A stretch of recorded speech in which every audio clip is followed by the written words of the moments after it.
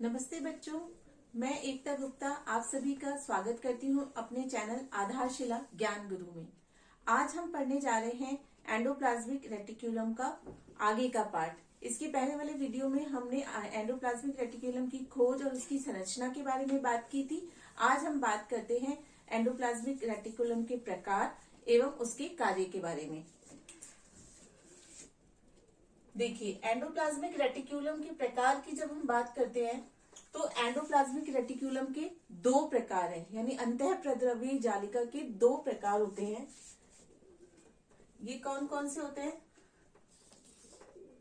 पहला होता है चिकनी अंतःप्रद्रव्यीय जालिका।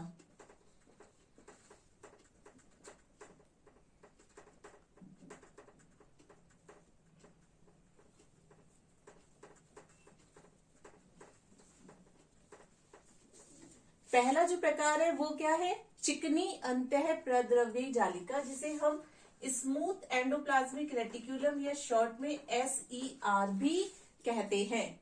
और जो दूसरा प्रकार है वो है खुरदुरी अंतःप्रद्रव्यीय जालिका। खुरदुरी अंतःप्रद्रव्यीय जालिका, जिसे हम शॉर्ट फॉर्म में कहते हैं RER, यानी रफ एंडोप्लाज्मिक रेटिक्यूलम।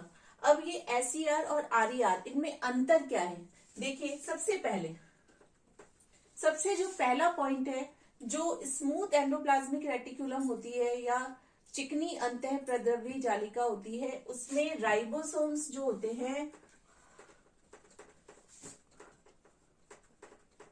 वो क्या होते हैं? अनुपस्थित होते हैं। राइबोसोम्स अनुपस्थित होते हैं और राइबोसोम्स की अनुपस्थिति के कारण ही ये जो ER होती है वो चिकनी होती है। दूसरी तरफ यदि हम खुरदरी अंतःप्रद्रव्यीय जालिका की बात करें तो जो रफ एंडोप्लाज्मिक रेटिक्यूलम है वहां पर क्या होगा? राइबोसोम उपस्थित। राइबोसोम्स क्या होंगे? उपस्थित होंगे। ठीक है, तो ये पहला पॉइंट हो गया।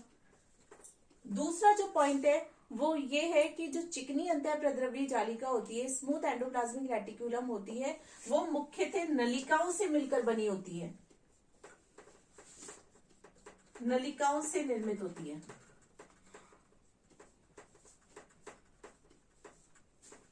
और जो चिकनी खुरदुरी अंतःप्रद्रव्यीय जालिका यानी रफ एंडोप्लाज्मिक रेटिक्यूलम है, वो मुख्यतः सिस्टर्नी द्वारा निर्मित होती है,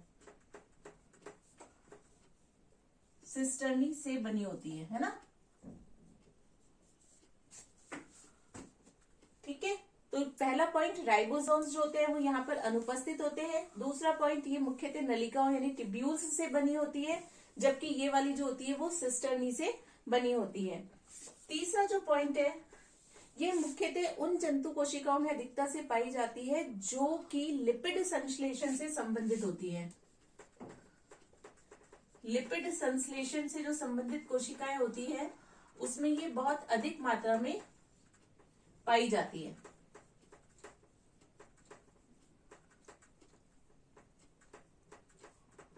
ठीक है, लिपिड संश्लेषी जो कोशिकाएं होती है उनमें ये बहुत अधिक मात्रा में पाई जाती है, जबकि जो खुरदुरी अंतःप्रद्रव्यीय जालिका है, रफ ER है, वो कहाँ पाई जाती है?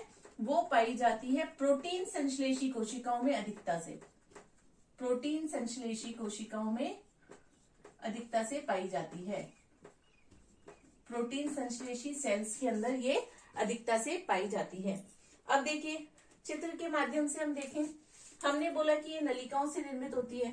इस तरह से नलिकाएं जो होती है वो शाखित होती है।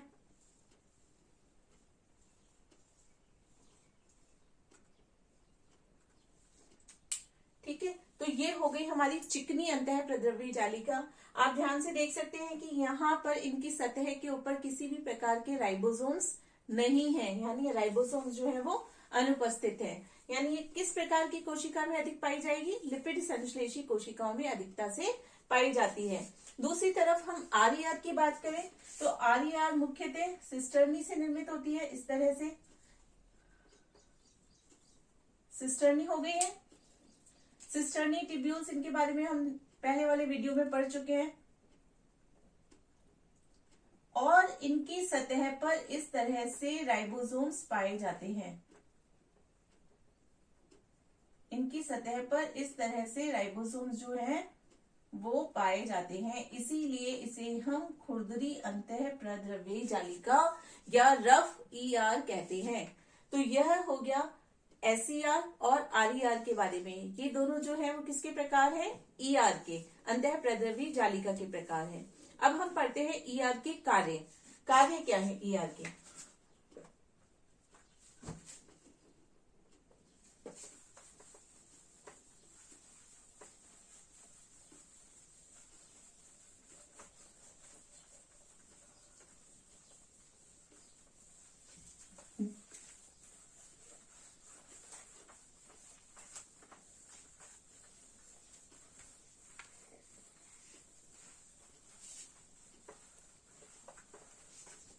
कार्य पढ़ने से पहले एक चीज तो हमें अच्छे से ध्यान में आ गई, क्योंकि अभी जो हमने उदाहरण पढ़े, ये दोनों जो प्रकार पढ़े थे उसमें ये पढ़ लिया कि भाई लिपिड संश्लेषण और प्रोटीन संश्लेषण।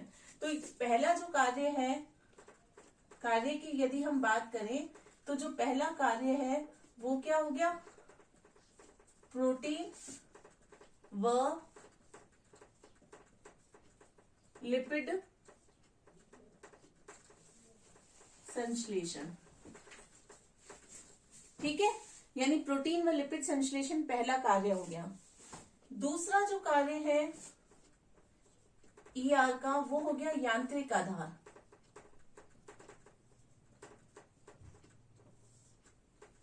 यांत्रिक आधार किस तरह से? ये हमारी बॉडी के अंदर, हमारी सेल के अंदर, हमारी कोशिका के अंदर अंतः कंकाल बनाती है। क्योंकि अगर आप इसकी संरचना देखें तो क्या होता है, ये सेल के अंदर इस तरह से, सेल के अंदर यहाँ न्यूक्लियस के आसपास इस तरह से ये कई बार तो ये प्लाज्मा झिल्ली के साथ जुड़ी हुई भी रहती है। तो इस तरह से ये पूरी कोशिका के अंदर फैली हुई रहती है। तो ये कोशिका का क्या बनाती है? अंतः कंकाल बनाती है। और अंतः कंकाल के अंदर, अंतः कंकाल और कौन कौन सी चीजें बनाती है, कौन कौन से पार्ट्स बनाते हैं? वो है सूक्ष्म नलिकाएं, सूक्ष्म नलिकाएं और सूक्ष्म तंतु। ये भी हमारी सेल के अंदर, कोशिका के अंदर अंतः कंकाल बनाते हैं। तो सूक्ष्म नलिकाएं, सूक्ष्म तंतु और ईआर, ये तीनों मिलकर सेल का अंतः कंकाल, कोशिका का अंतः कंकाल बनाते हैं। अब यहाँ पर आप चित्र की में देख सकते हैं कि भाई ये जो ईआर है वो केंद्रक से लेकर झिल्ली तक जुड़ी हुई रहती है। कई बार ये झिल्ली के साथ भी जुड़ी हुई रहती है। तो ये परिवहन का कार्य भी करती है, परिवहन का कार्य करती है, ट्रांसपोर्टेशन का कार्य करती है। कोशिका के भीतर के जो पदार्थ है उनको बाहर की तरफ उत्सर्जित करती है, बाहर ले जाती है। ठीक है, ये हो गया तीसरा कार्य। चौथा जो कार्य है वो है गोल्जी काय का निर्माण।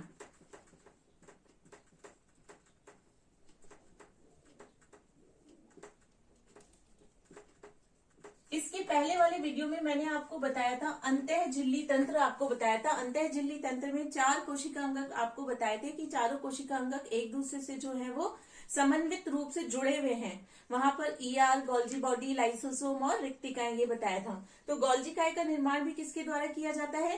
गोल्जी काय का निर्माण भी जो है वो ईआर के द्वारा ही किया जाता है। अब हम बात करें इसकी नेक्स्ट कार्य की। जो इसका नेक्स्ट कार्य है वो है विषहरण। विषहरण का मतलब होता है डिटॉक्सिफिकेशन।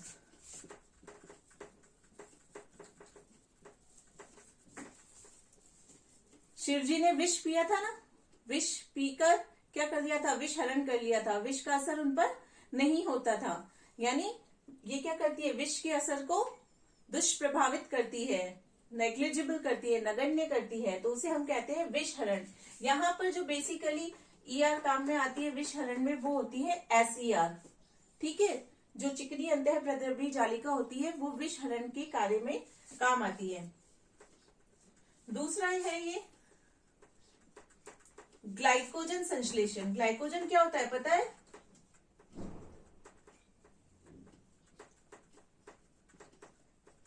संचित भोज्य पदार्थ, जंतु कोशिका का संचित भोज्य पदार्थ होता है ग्लाइकोजन। तो जो ये एसईआर होती है, ये यहाँ पर भी एसईआर यानी स्मूथ एंडोप्लाज्मिक रेटिकुलम, और जिसे हम हिंदी में कहते हैं चिकनी अंतः प्रद्रवी जालिका। ठीक है, नेक्स्ट जो पॉइंट है वो है, अब यहाँ पर हम चित्र में देख रहे हैं कि ये पूरी कोशिका के अंदर फैली हुई है, तो ये विभिन्न उपापचयी क्रियाओं के लिए सतह प्रदान करती है। विभिन्न प्रकार की उपापचयी जो क्रियाएं कोशिका में होती है उनके लिए ये सरफेस प्रदान करती है। विभिन्न प्रकार की उपापचयी क्रियाओं के लिए सतह प्रदान करती है। ठीक है, और इसका सबसे इंपॉर्टेंट और अंतिम पॉइंट 8 नंबर,